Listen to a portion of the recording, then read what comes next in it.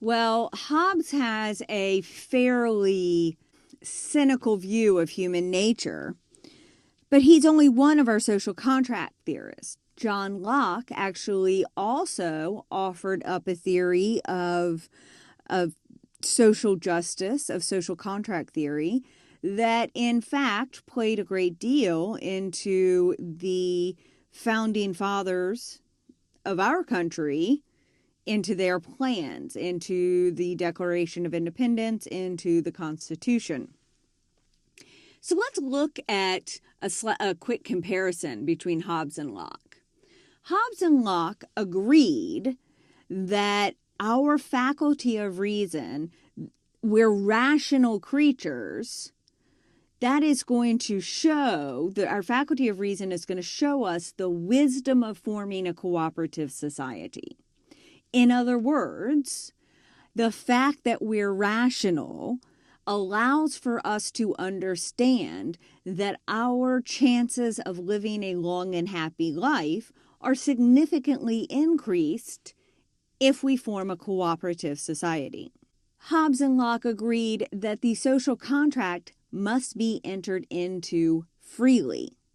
If somebody has a coup and overthrows the government and takes over everything, the contract is not in effect, because somebody overthrowing the government means that the society is not choosing, is not freely entering into that state. And at that point, Hobbes and Locke say all bets are off. We can oust you. If a contract is entered into freely, though, then all parties are in fact subject to the contract. Does that make sense? And finally, Hobbes and Locke agreed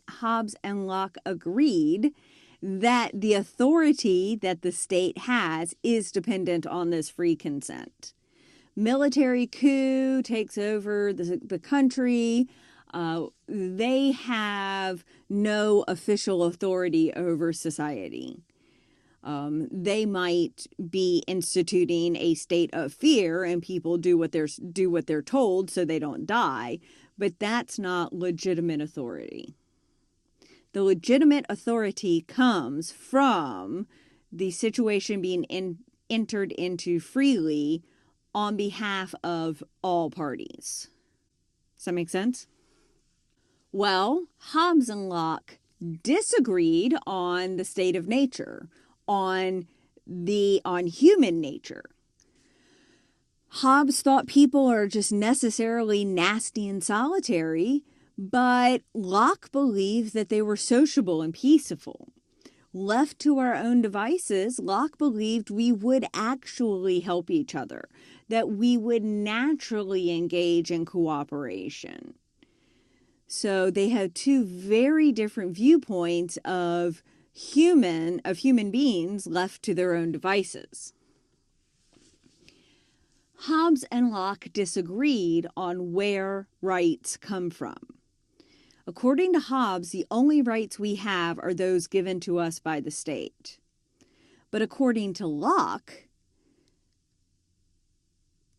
I have certain rights, so do you, based on the fact that I was born.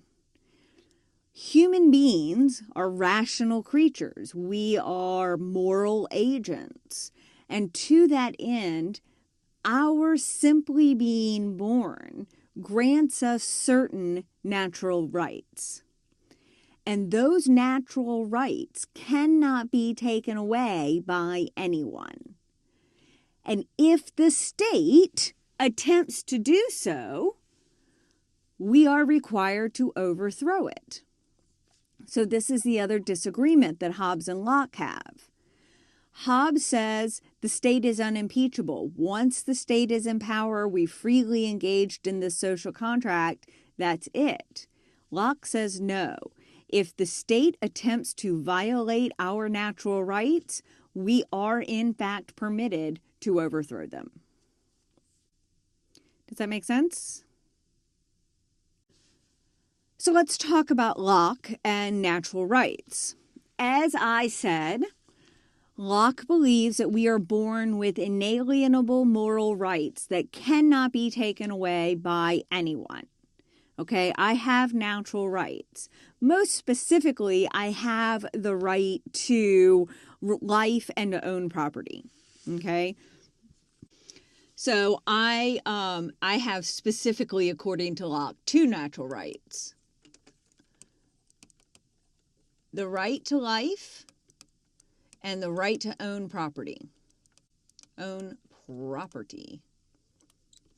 Okay, so I have those two natural rights. No one is permitted to take these away from me. It is simply not permissible.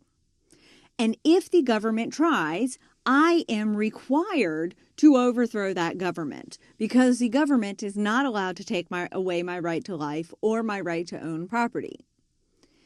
So that is why we engage in the social contract.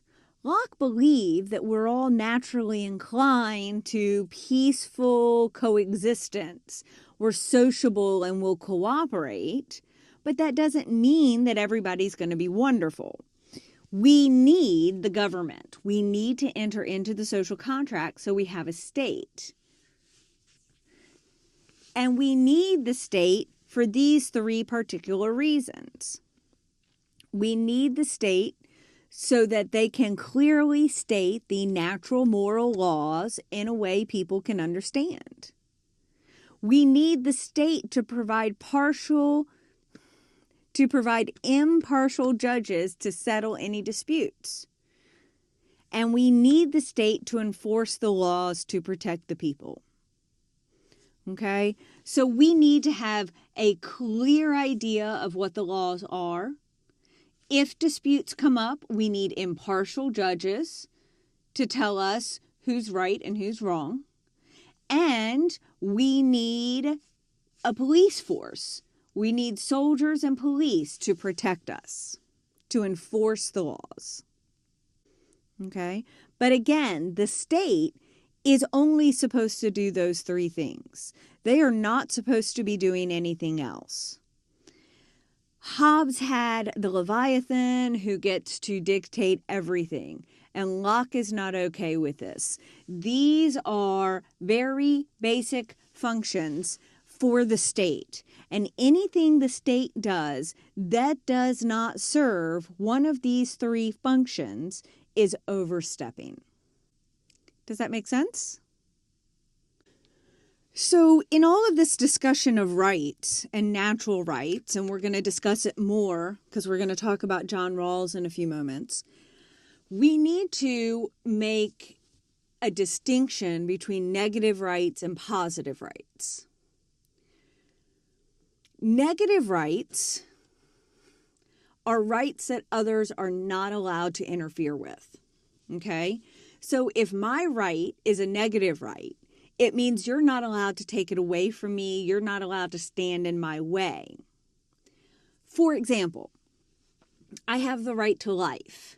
Well, presumably that's a negative right. What that means is I have the right for no one to come along and try and take my life away from me. Alternatively, consider the right to vote. Okay, I have a right to vote, let's say. If that's a negative right, then my right to vote means that nobody is allowed to block my access to the polling location. Okay? Protesters are not allowed to surround a polling station and not permit anyone to enter in order to vote. That is interfering with those citizens' right to vote. As a result, that would be a violation of their rights, if voting is a negative right. Positive rights, on the other hand, are rights that people are obligated to assist us with. People are obligated to assist us in taking advantage of this right. So if I have a positive right to life, then it seems like people need to be helping me live. if I have a positive right to life, if I have a positive right to vote, then if I can't get to the polling station on my own, my car's broken down, I'm elderly and I don't have a driver's license anymore, it's the state's responsibility to send somebody around to retrieve me to take me to the polling station. Do you see the difference there? A negative right just means nobody's allowed to interfere with my taking advantage of it. So the state is not obligated to come get me if I can't make it to the polling station.